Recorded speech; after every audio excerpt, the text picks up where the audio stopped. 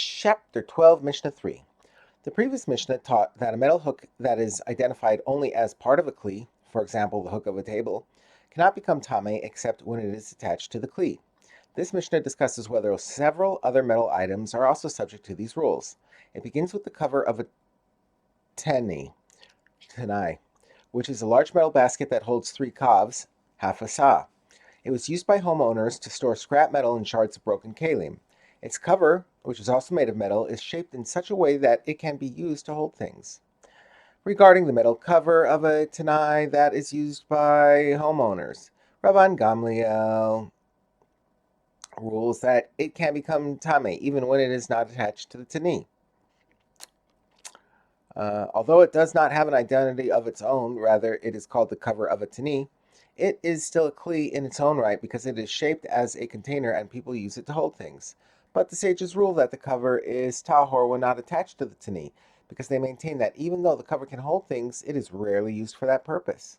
However, everyone agrees that the metal cover of a tanai that is used by doctors can become tameh, because a doctor frequently uses the cover of his tanai to contain the medicines and bandages required for the person he is treating. Since this cover is often used independently, it is considered a kli in its own right. The Mishnah's next example is the door of a cabinet. The metal door of a wooden cabinet that is used by a homeowner is tahor when by itself, because it does not have its own name. Rather, it is called the door of a cabinet. However, the door of a cabinet that is used by doctors can become tameh even when by itself, because a doctor would remove the door from the cabinet and put his ointments on it and hang his scissors from it, which makes the door an independent kli. The Mishnah now deals with 2 types of metal tongs. A, ituchin, which are used to hold a crucible, small bowl, in which silver is smelted, and B, pirachin, which are attached to a stove and used to move the pots that are inside it.